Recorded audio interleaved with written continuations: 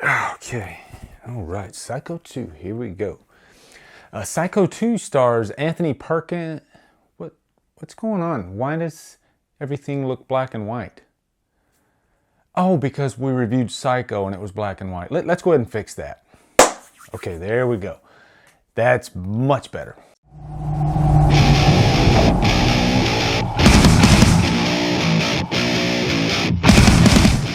Psycho 2 stars Anthony Perkins, Vera Miles, Meg Tilly, and is directed by Richard Franklin. So guys, Psycho 2 is a review that I've been wanting to get to for so long. I actually did the first Psycho over a year ago, well over a year ago, I think June of 2015, and I had always planned on doing the sequels, but for some reason or another, I just never got around to them.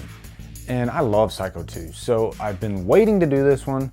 I'm really excited, so anyway, let's get into this. So guys, before I get started, in order for me to do the review I want to do for Psycho 2, I'm gonna talk about some spoilers because I'm assuming most of you have probably seen this.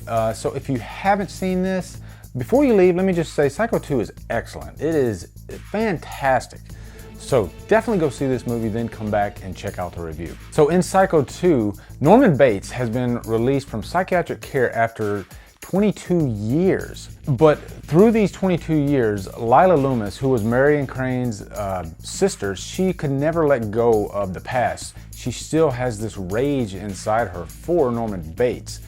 And she figures into the story quite a bit because she's constantly trying to make his life a living hell. And really, Norman, he just wants to move on with his life. And it seems like he is rehabilitated. But then he meets Mary Loomis, played by Meg Tilly, who is Lila Loomis's daughter. That is when all these, the old Norman Bates issues start coming up. And really, throughout this movie, he is just constantly battling with himself, trying to overcome the quote-unquote evil side of Norman Bates. So I actually saw Psycho 2 before I ever saw Psycho, and I ended up loving it. But for some reason or another, I think it's because, I was really young at the time, and Psycho was what I considered one of those old black and white movies, and I didn't really appreciate them at the time, so it took me years and years to actually go back and watch Psycho. But what really struck me about Psycho 2 was this is a person who has been in jail for 22 years. The movie came out 22 years after, and I don't think there had been a direct sequel before or since to come out with that much of a time gap. And so I always found that interesting. But Tom Holland, the writer, has actually crafted a really interesting story in this, because during the story you find out that Lila Loomis and her daughter Mary, they cropped up this whole plan to really just drive Norman mad, to make him murder again, or at least accuse him of murder, so he would go back to the insane asylum. It's starting again. But what's cool about this story is there are these killings that start happening, and you don't know if it's Norman. And by the time you do find out in the end that it is actually Norman's mother, real mother, that is a huge surprise because I never saw that coming. Also, Norman Bates is such an interesting character, but I have to give credit to Anthony Perkins. Anthony Perkins, God rest his soul, really just owned that role. He was so good as this character. Because, I mean, really think about it. This is a character that has so many different layers to him.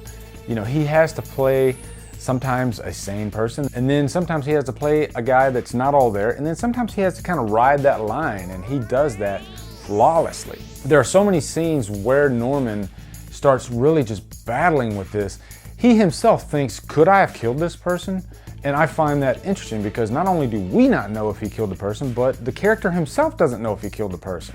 So that just makes it that much more interesting in the end. And also Anthony Perkins is propped up by quite a few talented actors. Meg Tilly was a very young actress at the time, but she did a really great job of playing that character who you're not sure if she is on Norman's side or if she is not on his side.